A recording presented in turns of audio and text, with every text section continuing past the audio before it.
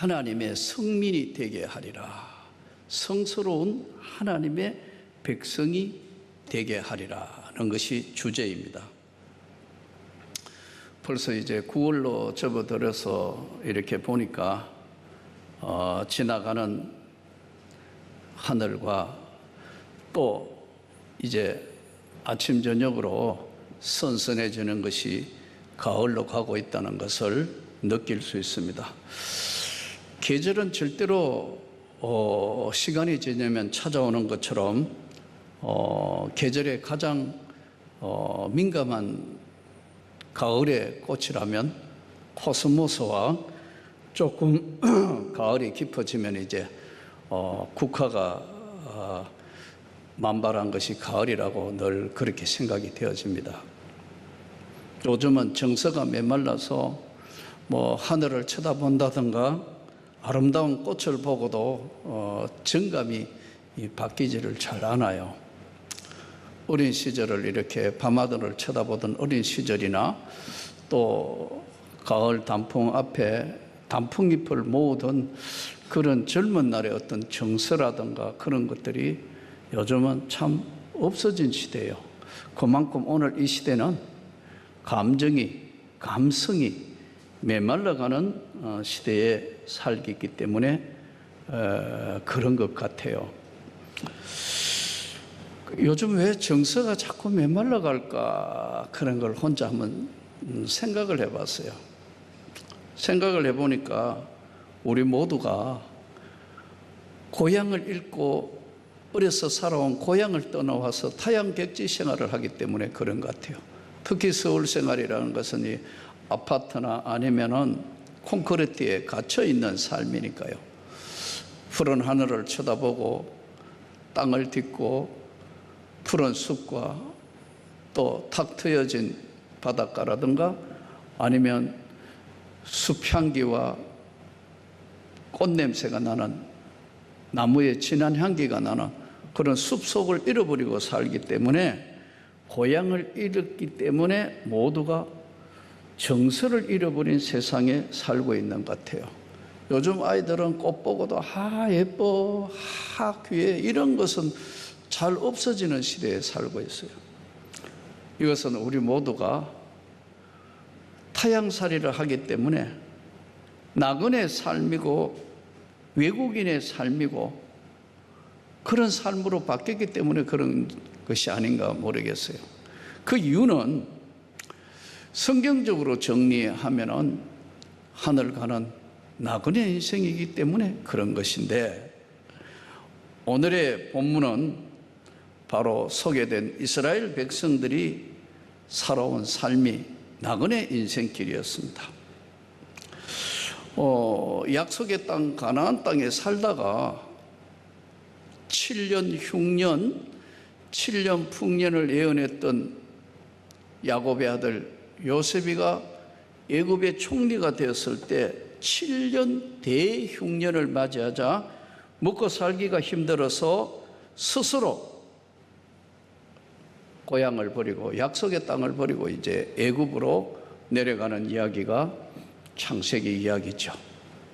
그런데 간단하게 이제 창세기를 정리해 본 것이지만 7년 대흉년 얼마나 어려웠을까요? 아마 7년 대흉년을 만나면 오늘 현대 시대에도 쉽지가 않을 거예요. 지금 뭐 아프리카 땅에 아사자들 나오고 뭐 맨날 유니세프 뭐 이런 거 보면 참 마음이 아프잖아요. 모두가 마음이 아프잖아요.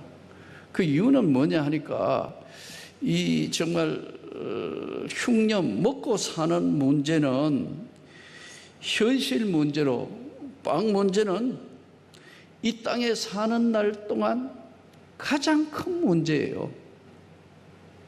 우리 조상들의 이야기대로 뭐가 서글프고 슬프다 하더라도 못 먹는 슬픔만큼 큰 것은 없다. 북한의 고난의 시기에 수많은 사람이 굶어 죽었다는 이야기를 우리가 듣지 않습니까? 너무나 가슴이 아픈 이야기죠. 저들은 7년 대흉년을 맞이해서 양식을 사서 왔다가 갔다 왔다 귀찮으니까 아예 이제 요셉이가 총리됐다고 해서 아예 이제 애굽으로 내려가서 430년이라는 긴 세월 동안 타국에 종살이를 하게 되었어요. 이제 그들은 항상 마음속에 언제나 약속의 땅으로, 조상들이 하나님과 약속한 약속의 땅으로 갈 것인가, 우리는 언제나 돌아가야 한다는 그런 늘 약속의 땅에 동경을 하며 살았지만 현실이 하도 녹록하지 않으니까 과감하게 약속의 땅으로 떨쳐서 올 수가 없었어요. 결국은 모세라는 지도자를 통하여 또 바로의 압제를 통하여 환경이 만들어져서 출애굽을 한 것이지 자기 자유의지로 나온 건 아니에요. 우리가 이 땅에 신앙생활을 하면서 진짜 예수와 동행하는 삶은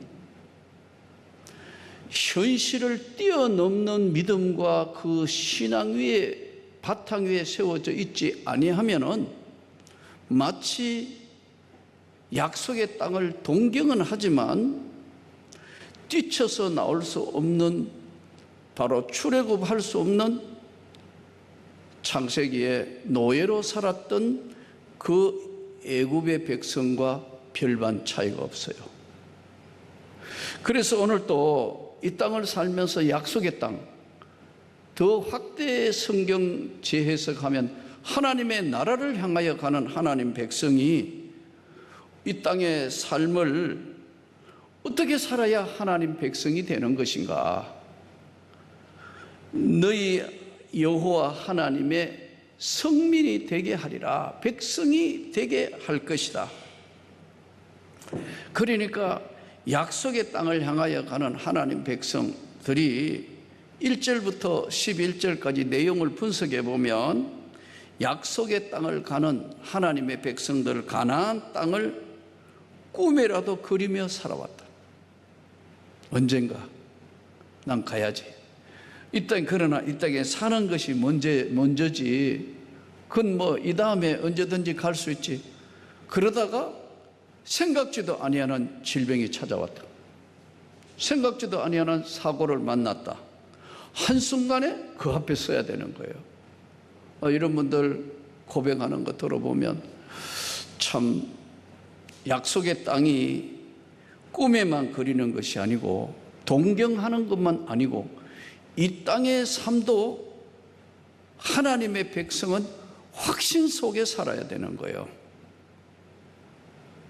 현실을 뛰어넘는 확신을 가지면서 약속의 땅을 바라보고 의에 거하는 바, 하나님의 백성은 약속의 땅을 향하여 정확하게 방향을 보고 그것을 향하여 확신 속에 살 때만 이 땅의 삶이 가치 있는 삶으로 바뀐다는 거예요. 그들은 다음과 같이 신앙 고백을 하면서 살았는데, 첫째, 그들은 삶의 모든 현장에 있어서 하나님이 자기의 모든 인생과 삶을 주관한다는 것을 고백하며 살았어요. 그러니까 한마디로 이야기하면 신앙 고백적 삶이에요. 말로만 전능하사 천지를 만드신 하나님 아버지를 내가 믿사오며 이 신앙 고백하는 것이 아니고 삶의 현실 속 하나하나의 신앙 고백적인 삶을 살았다는 거예요. 이게 오늘 가장 중요한, 하나님의 성민은 한마디로 이야기하면 뭐냐? 신앙 고백적인 삶을 살았다는 거예요. 여기서 저들은 가나안 땅을 기업으로 주신 것에 대한 은혜의 감사, 하나님이 이스라엘 백성들에게 주신 약속의 땅에 돌아서 하나님이 가나안 땅을 기업으로 주신 은혜에 감사했다. 그리고 꿈에 그리던 약속의 땅으로 와서 처음 열매 수확한 것을 첫 열매를 하나님께 드렸다. 이 첫 열매 드렸다. 가끔 보면 청년들 중에 이제 직장에 처음 나아가 첫 받은 월급을 첫 열매로 다 드리는 우리 청년들도 보았고 성도들도 보았어요. 참 그럴 때마다 이 귀한 것이다. 신앙 고백적인 삶을 고백한 것이다. 귀한 것이에요. 저들은 하나님 앞에 첫 열매를 드리면서 하나님 앞에 귀한 것을 드려서 약속의 땅을 기업으로 주신 은혜에 바로 감사를 하는 신앙 고백적인 첫 반응을 보인 겁니다. 미국에 이렇게 여러 차례 집회를 가면서 깨달은 것이 저 시카고 중부시장이라는 곳에 가면은 조그만한 이 동태찌개를 생동태찌개를 하고 있는 할머니가 있어요. 그러니까 이제 중부시장이니까 이제 좀 우리로 이야기하면 큰 슈퍼마켓, 큰 슈퍼마켓이에요. 그 안에 한 자리에 이제 이 할머니가 생동태찌개를 하고 있어요. 근데 사람들이 줄을 쫙 서서 먹어요. 유학생들이든 하이웨이 바로 밑에 있는 데니까 접근하기가 좋아서 와서 먹고. 그래서 이제 우리 강사로 갔으니까 목사님들이 맛있다고 해서 몇 번 가보니까요, 진짜 맛있어요. 생동태를 해서 맵지 않고 콩나물하고 파하고 이렇게 했는데 고향의 냄새가 물씬 풍기는 거예요. 그러니까 유학생활 하는 애들 고달프고 힘들고 어려우면 줄 서가지고 와서 그걸 먹는 모습을 보면서 얘들은 음식을 먹는 것이 아니고 고향을 지금 찾아온 것이구나. 그 할머니는 또 친절하게 김치도 직접 담아서 애들한테 주고, 또 어떨 때는 자취하는 이런 좀 애들 어려우면 김치 사서 주고, 이런 모습을 보면서 이 할머니는 물론 경제적인 것도 있겠지만 돈 버리는 경제적인 것보다 이 유학생이나 고달픈 이민 생활에 찌달리고 시달리는 사람들에게 음식을 만들어 맛있게 먹이는 기쁨으로 사시는 것 같아요. 그 이제 몇 번 저도 계속 오가지고 한국서 온 목사도 하니까 예수 믿으시니까 그러시냐고. 사랑하는 성도 여러분, 우리가 약속의 땅을 향하여 가는 백성이 한시도 눈을 떼지 않고 신앙 고백적인 삶을, 이들은 첫 열매를 드렸고, 그리고 두 번째는 이 사람들은 이스라엘 백성들의 과거 노예 때 힘들었던 그 과거의 노예 생활을 회상하며 살았어요. 다시는 노예로 돌아가서는 안 된다. 그리스도께서 너희를 자유케 하려고 자유를 주셨으니 다시는 종의 멍에는 매지 말라. 죄의 종, 죄와 사망에 얼빼이지 말고 부활하여 산소망이 되시고 영생을 주신 예수의 세계에 그 신앙 고백적인 삶을 살면서 과거로 돌아가서는 안 된다. 세 번째는 그들은 하나님의 섭리를 항상, 뜻이 무엇인지, 하나님의 섭리가 무엇인가를 항상 생각을 했어요. 자주 인용되는 하나님 말씀입니다만은 잠언서 16장 9절 말씀대로 계획은 인간이 할지라도 그 걸음을 인도하신 건 여호와 하나님이시다. 이 하나님은 열재앙, 홍해를 가르고 여러 가지 무리바의 물사건도 있고 수많은 이제 출애굽함에 이랬던 그 가운데 이스라엘 백성들이 깨달았던 것은 계획은 인간이 하고 걸음을 인도하신 건 하나님이시다.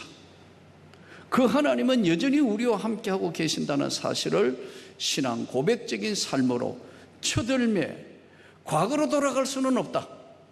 동시에 저들은 하나님이 인도하신다는 데 대해서는 질문이 없었어요. 신앙 고백적인 삶에 있어서의 가장 중요한 것은 하나님이 나와 오늘 또 동행하고 함께 가고 계신다는 사실을 믿는 겁니다.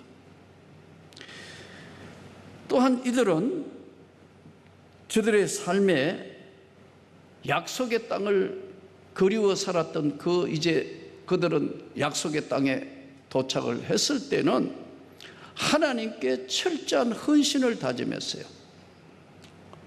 헌신은 두 가지인데 하나는 뭐가 우선이냐는 거예요.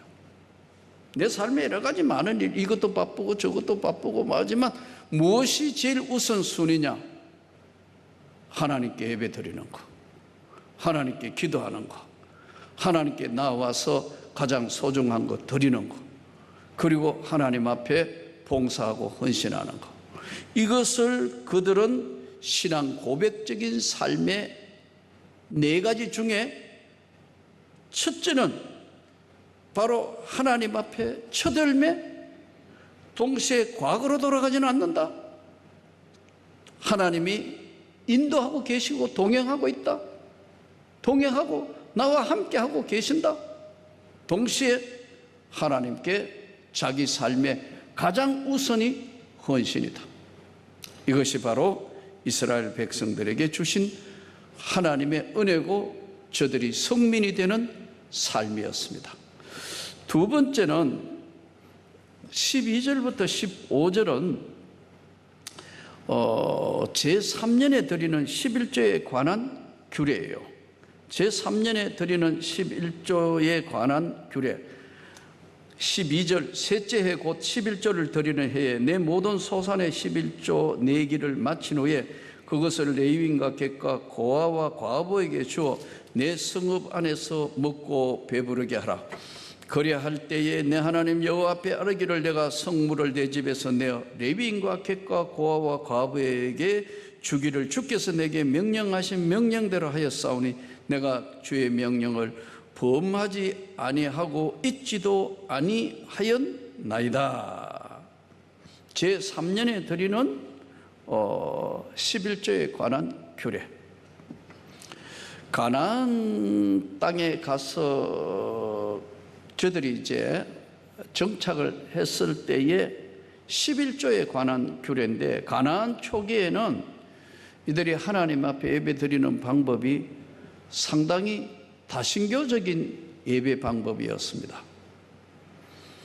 그래서 베델, 세겔, 실로 이 모든 것을 중앙성소인 예루살렘으로 이제 정하게 되었고, 11조를 드리는 원칙은 하나님의 것을 하나님께 온전히 드린다는 이런 정신입니다. 11조를 드리는 정신은 하나님께 영광, 온전하게 하나님께 드림, 그리고 감사함으로, 이게 10의 1조를 드리는 것인데, 우리는 하나님 앞에 드리는 소득의 10의 1조가 신앙 고백적인 것이라는 것을 잊어서는 안 돼요. 대부분 잘 믿는 가정에 신앙생활이 준비된 사람들은 어려서부터 당연히 하나님이 내게 소득으로 준 10의 1조를 당연히 드린다. 그런데 그렇지 않고 신앙생활이 중도 회심자나 처음 이제 믿는 사람들한테는 첫 번째 넘어가야 될 것이 바로 10의 1조 문제예요. 만만치 않습니다. 이거 드려야 되나? 이러면 생활이 잘 안 될 것 같은데 언제 모아서 우리는 생활을 좀 윤택하게 하지? 언제 모아서 집을 사지? 언제 모아서 하지? 지금도 팍팍한 삶인데 드리고 나면 이거 어떻게 해요? 이것이 굉장히 처음 신앙 고백적인 신앙으로 넘어가는 데는 걸림돌이에요. 이걸 뛰어넘는다는 것은 일단 신앙 고백적인 것을 하나님 앞에 고백함으로 실천으로 옮기는 첫 번째 관문이에요.